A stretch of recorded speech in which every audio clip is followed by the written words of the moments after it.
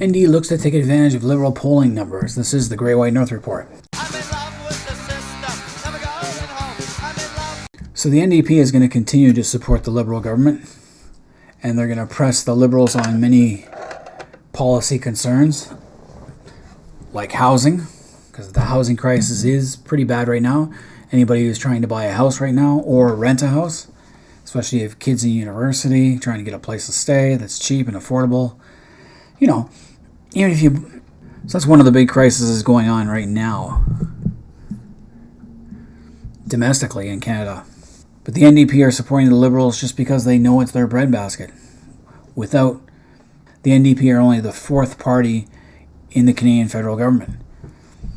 The Bloc Québécois and the Conservatives have more seats than them. So the NDP are the opposition to the opposition to the opposition in terms of politics, and if the Liberals didn't need their seats, they're irrelevant. And the only way they can keep relevant is to continue hanging off the Liberal coattails. The Liberals need the NDP to support them in order to get what they want done. But unfortunately, the flip side is they have to give in sometimes to the NDP and put a little more into things. When I mean put a little more, put a lot more money into things. So a lot more big government. The NDP know the Liberals are not looking for an earlier election. If the NDP were to pull their support from the Liberals, it could trigger a non-confidence vote. Probably will trigger a non-confidence vote, and we'll see another election sometime this fall or next spring. The Liberals are hoping to hold on until next fall, but the NDP will demand more and more. Now, the Liberals are tanking in the polls. His popularity has slipped over the last couple of years. I wouldn't be surprised if Trudeau resigns, because I think that's what his wife wanted him to do. Just one reason for their separation was the fact that the political pressure was just getting to her. It's interfering with family. Trudeau is staying on, though I think he should resign. And if he does resign, I wouldn't be surprised. Who will replace him? Probably Chrystia Freeland. She seems to be the front runner, but she's too closely tied now to Trudeau, so I think she'll lose the election, kind of like Kim Campbell did after Mulroney stepped down. So the NDP and the Liberals have that confidence and supply agreement. In exchange, the Liberals agreed to move on certain shared priorities, such as National Dental Program for low-income Canadians. So Singh is trying to secure additional concessions, including housing and cost of living commitments, in exchange for NDP's continued support. The problem I have with giving away taxpayer money to people, low-income people, is that it's irresponsible for us, because then some of these people never seem to get out. I've lived in the geared to income housing as a market renter, and I've seen those people who are geared to income. Some are retired people living off their pension. That's perfectly understandable. But some of these people that live there are generational in the housing complexes. You'll see as many as 3 generations in these geared to income places. That's not good. Geared to income is supposed to help you until you can get out of there, because a lot of these low-income housing have a lot of crime, a lot of drugs, and a lot of problems. And depending on management, shift in management, one management group comes in, spends a lot of money. The next management group comes in, see how much money was spent. They try and rein back, and things start breaking down, and it's just a mess. In the old geared income place I lived in, a friend of ours, their stove broke, and what the complex do, they just gave them the old stove that had been sitting there for 20 years in the common room, used, filthy, never cleaned, gave it to them as a replacement instead of getting a new one. That's the drawback to these places. Now, the NDP also want to renew the GST credit for vulnerable Canadians in its full economic statement, and measures to speed up construction of affordable housing. So the NDP are pushing for more and more, knowing the Liberals don't want an election, and they're gonna milk it for what they can. They're not looking to rewrite the agreement, just get more out of it. So the Democrats vow to push for action on housing as caucus meets in Ottawa. I already see things being done with housing here in small doses. A lot of old churches that have fallen into disuse because of demographics. Not enough people go to church anymore. Too many religious movements. Not enough people. I see a lot of churches being converted into housing. an old public school that was built in the 70s was shut down for a newer school, and someone turned around and made the school into apartments. You see a lot of the old Victorian houses being converted into 3 or 4 units, depending on the size of the house. You could do the same thing with major, with older buildings, older factories. Turn them into housing. There's got to be a way. Because the only other option is to rip up more of our farmland, because the cost of food will go up once you rip things up. And domino effect. So we're going to look to expand the non-for-profit housing market and build more housing cooperatives. Again, housing cooperatives, they can be good or bad. They can be helpful or they not be helpful.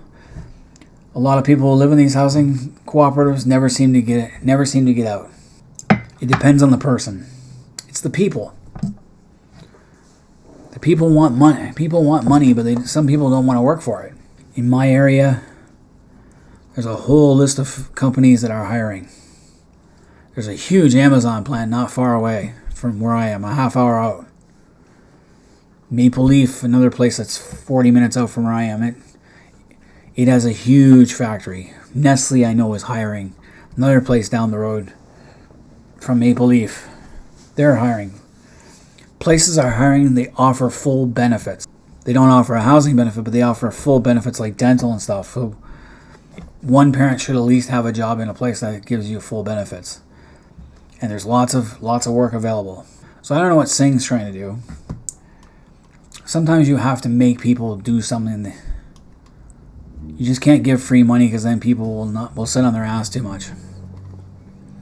Single mothers, I understand they don't want to be too far away from their kids, but they do have to think of the options. So they want to anti-scab law to ban the use of replacement workers during labor disputes in federally regulated workplaces. Well, I remember when the teachers went on strike, they never had scabs. I haven't seen too many scabs at all. If anything, I'd like to get rid of the temp companies. Temp companies are the worst. Yeah, they help provide a job, but these companies don't pay any benefits into it. You go to work for a company like Format. You work a year contract, basically. You get paid, but there's no benefits. When I worked at a place like that, a lot of people would work the contract and they go on unemployment for a year, then go back in the same cycle. That's not good. You should make companies that use temp companies to hire them. You got so many days to hire them full time, because they're not seasonal, because they keep going through people every year. I got caught in that trap long ago, working at different places like Johnson Diversity and things like that as a temp. And the biggest problem I have with the NDP and Jagmeet Singh is they want big government. They want the government to fix all your problems for you. No Canadian left behind, they call it. Well, there's always going to be somebody left behind, because there's always going to be somebody better. And people have to want to make themselves better, not the government stepping in and doing it. When the government does that, it's called socialism and communism, and they don't work. You look at the socialist paradises of the world: Venezuela, North Korea, China. China is not as good as you think it is. I know, I've lived there. So this thing asks why Singh still supports the Liberals. Because he keeps them relevant, and they have the Liberals over the barrel. Without NDP support, there would have been another election by now. Pure and simple.